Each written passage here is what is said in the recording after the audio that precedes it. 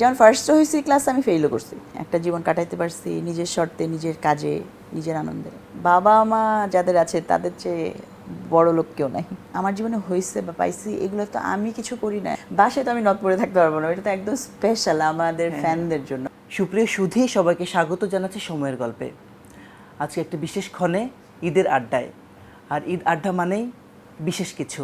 আজকে আমার সাথে একজন বিশেষ অতিথি, যাকে আপনারা বহু বছর ধরে আপন করে রেখেছেন, যার সুরের মোহতে আপনারা ভেসেছেন।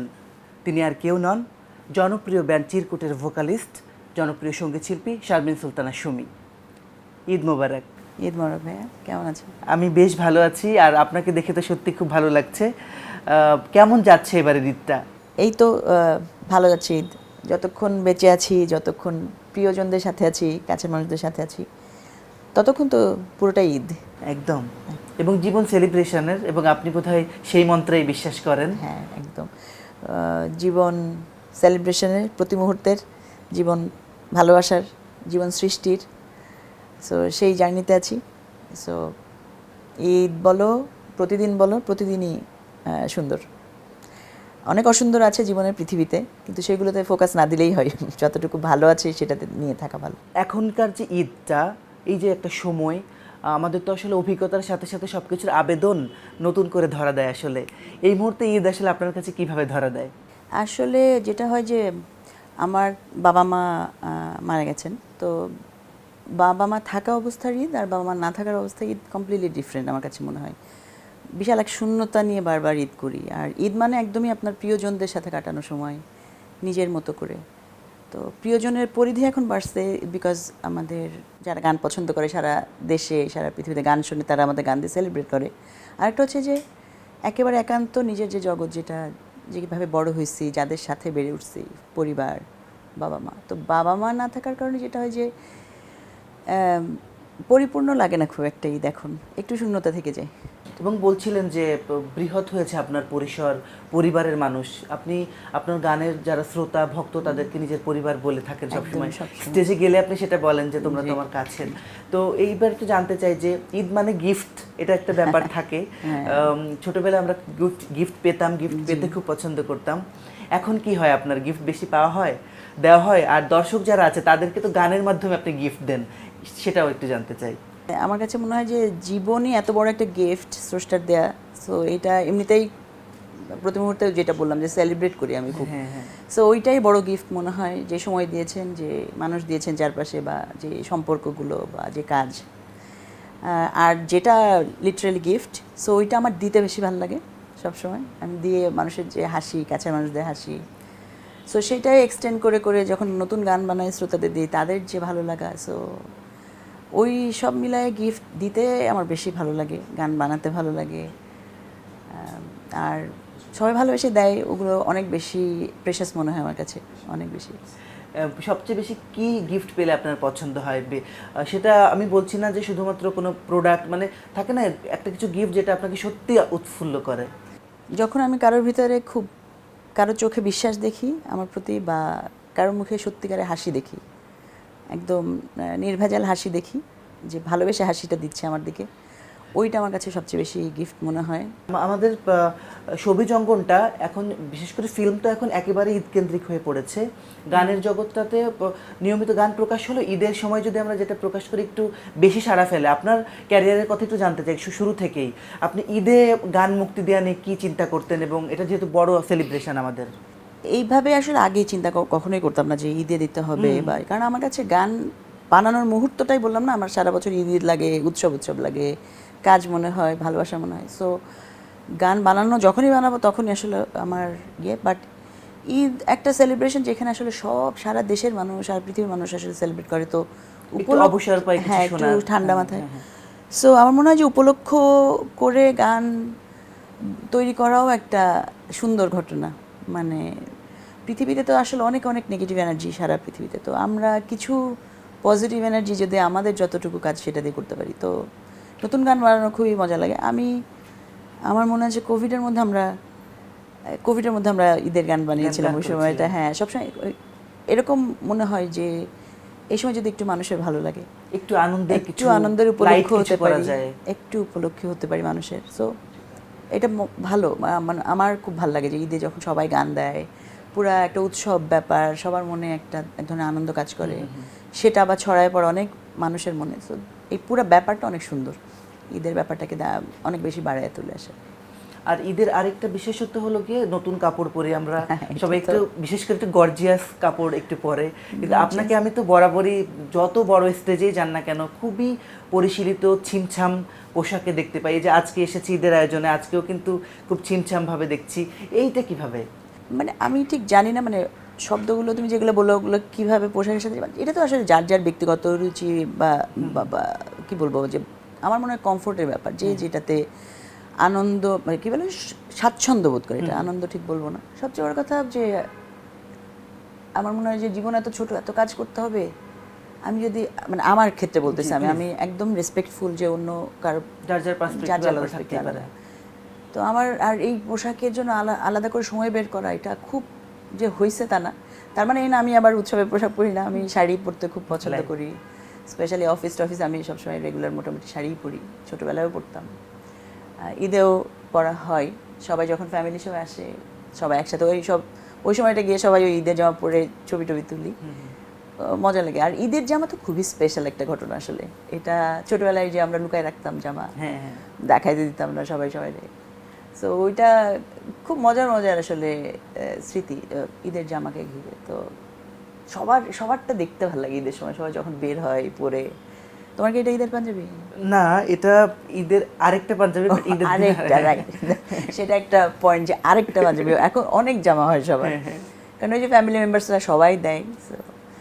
বাট আমার যেটা হয়েছে যে আমার জন্য কমফোর্ট খুব বড় বিষয়, মানে আমার স্বাচ্ছন্দ্য বোধ করি যাতে। আর বাড়তি মানে ওই ইয়েটা দেওয়া হয়নি আমার। আমি যখন গান বানাই বা আমরা ব্যান্ড নিয়ে কাজে যাই, কাজটা অনেক বেশি ফোকাস থাকে, তখন মনে হয় যে আমার কাজটা যত বড় হবে তখন মনে হয় আরও কমফোর্ট জোনটা বেড়ে যায় তখন। হ্যাঁ, এর সাথে পোশাকের সম্পর্ক নেই, সেটা একদম একদম আলাদাই। এবং আমি পোশাকে ছিলাম যেহেতু আরেকটু সত্যি জানতে চাই এই সাজ পোশাকে আপনার, কারণ আপনার একেবারে একটা আইডেন্টিটি আছে কিন্তু দর্শকের কাছে।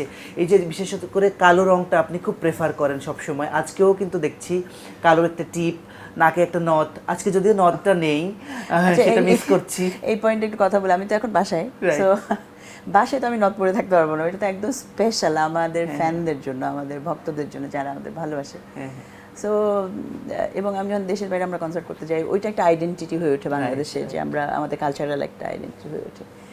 তো এই ওয়েস্টার্নের সাথে একটা নথ খুবই মানে ফিউশন, বাট ভালো লাগে দেখতে। সো এটা আমার এই তুমি যে প্রশ্নটা করলে না, এটা আমাকে অনেক শুনতে হয় সবসময়।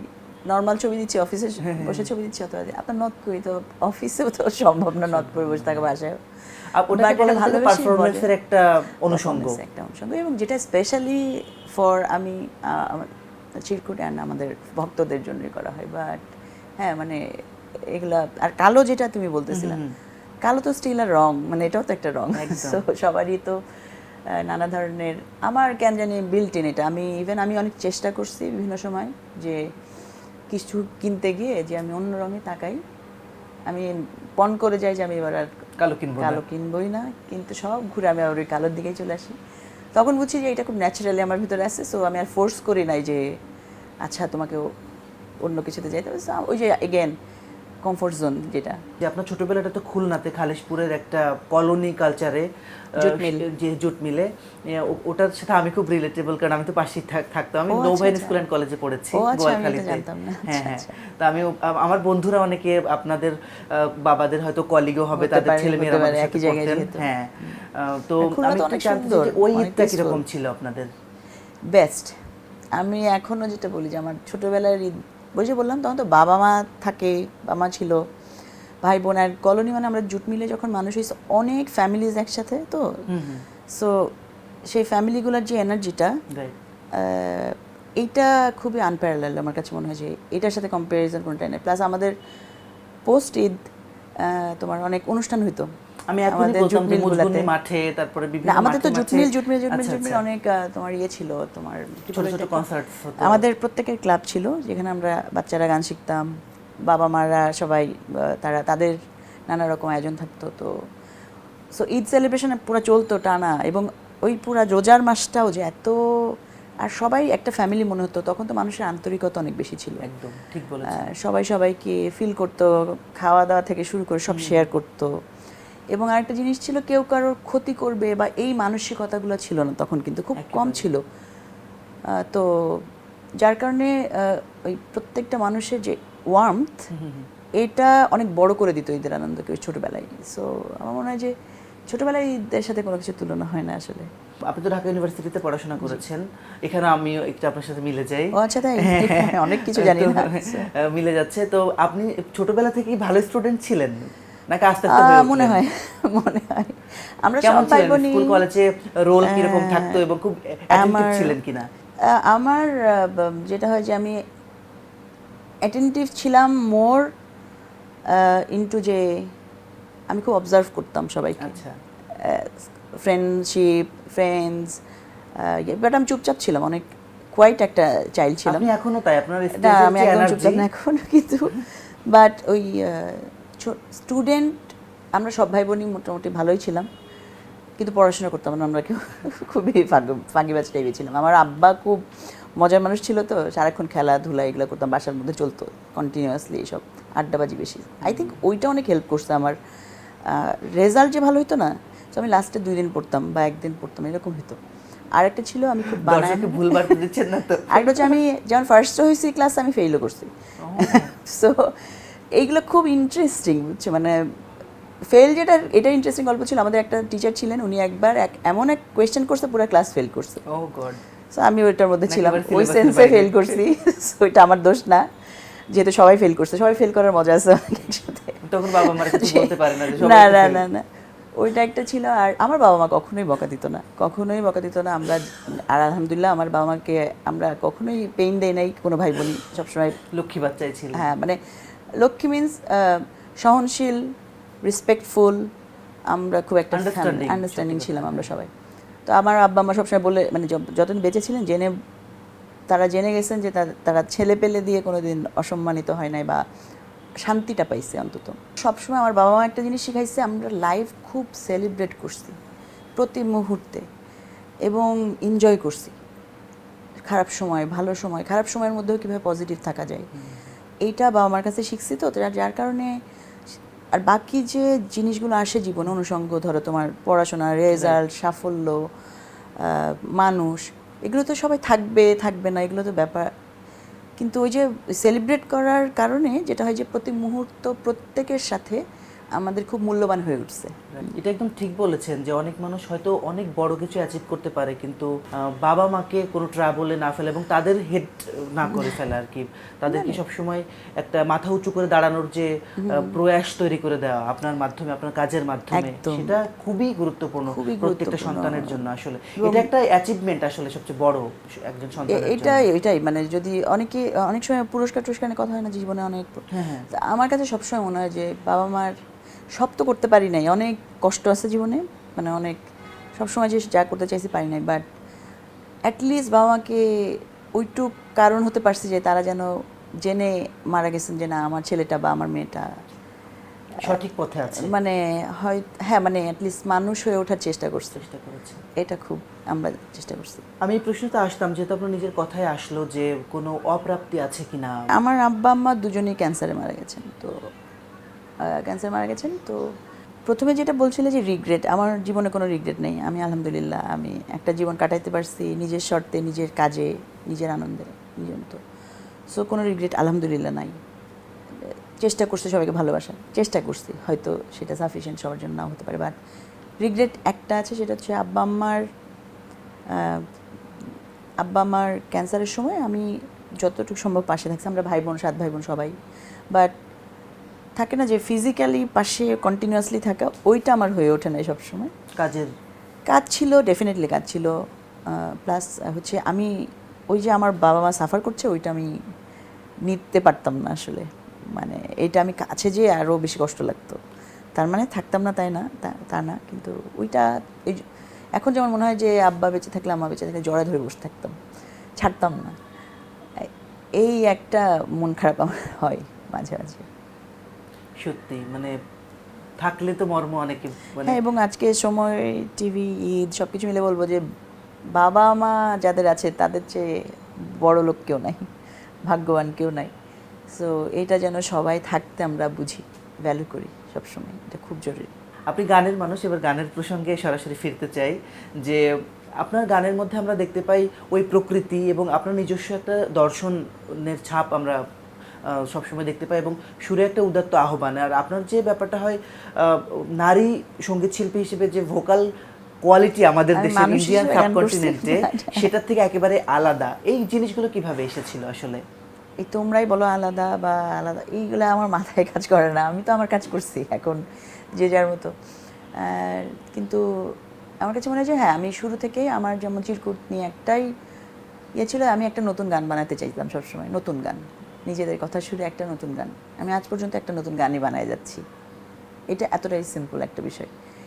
এর মধ্যে জীবন পরিবর্তন হয়েছে, মানুষ অনেক আসছে, মানুষ অনেক গেছে, শ্রোতারা বাড়ছে, ভালোবাসা বাড়ছে মানুষের, সবই আসছে। কিন্তু আমি আমার কোর যেটা, আমি আজ থেকে 24 বছর আগে চিরকুট তৈরির সময় কী ছিলাম, অথবা তারও আগে আমি আমার ফ্যামিলির সাথে কী ছিলাম, বন্ধু বান্ধবের সাথে কী ছিলাম, আমি ওই জায়গাটায় থাকার চেষ্টা করি, বেসিকে থাকার চেষ্টা করি সবসময়।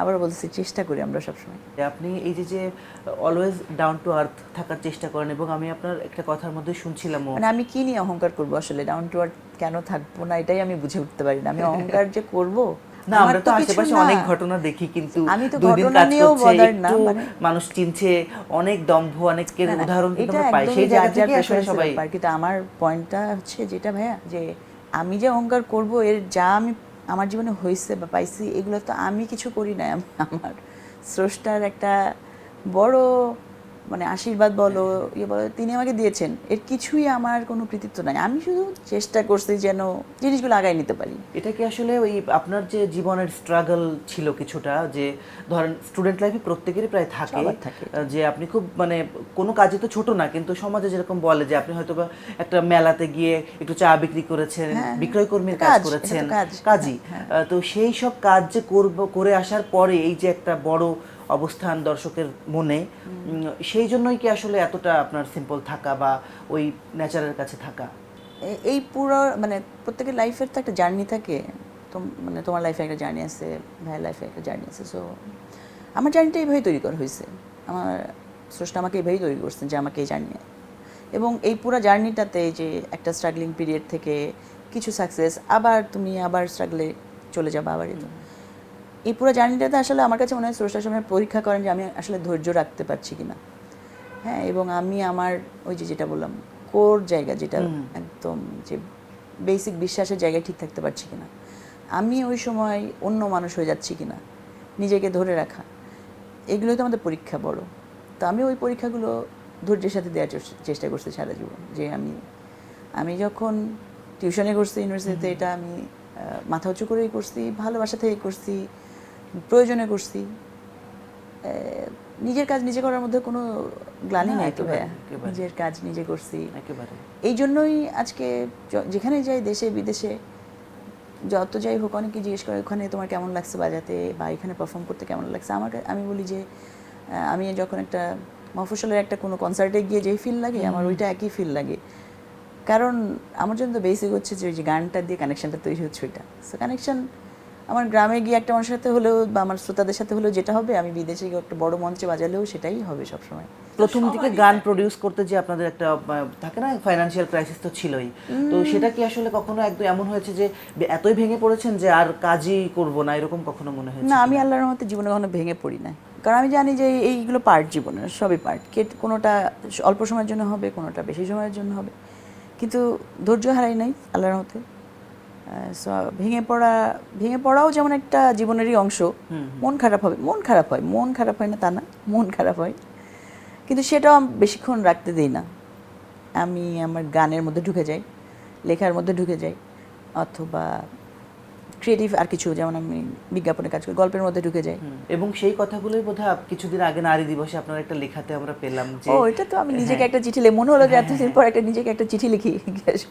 সবসময় তো হয় না যে নিজেকেও নিজের একটু সান্ত্বনা দেওয়ার দরকার আছে, ভালোবাসার দরকার আছে, তো ওইটা মনে হলো। এবং আপনি লাস্টের লাইনে লিখেছিলেন যে কর্মব্যস্ততা এবং দায়িত্ব এগুলো করতে করতে নিজেকে একটু সময় কম দেওয়া হয়েছে। এখন কি সেই জার্নিতে এসেছেন যে নিজেকে একটু সময় দেবেন? সময় তো আসলে ওটাও নিজেরই পার্ট ছিল, ওই পুরা ব্যাপারটাও তো আমারই পার্ট ছিল, কিন্তু নিজে মানে হ্যাঁ নিজের দিকে একটু তাকানোটা কমই হয়েছে। হ্যাঁ মানে এখন যেমন একটু সমুদ্রের পাড়ে ধরো আগে গেলে 2 দিনে ফিরে আসতাম, এখন হয়তো গেলে একটু আর 2 দিন বেশি থাকা আসবে, এটাই তো সময়, এটাই তো আসলে নিজের দিকে তাকা মানে নিজেকে ভালোবাসা। জীবনে এত বড়, এত কাজ করার আছে, এত কাজ করার আছে, আবার সময় অল্প, যে কোনো সময় মরে যেতে পারি। সো এই অল্প সময়ের মধ্যে কতটা মিনিংফুল একটা জার্নি করা যায়, কতটা জীবনের সাথে নিজের সাথে নিজের একটা বোঝাপড়া করা যায় যে না ওকে আমি এখন একটু থাকলে না একটু হাত ছেড়ে বাঁচলাম যে আচ্ছা না আমি মোটামুটি একটা ভালো লাইফ কাটাইছি, এইটুকু বেসিক।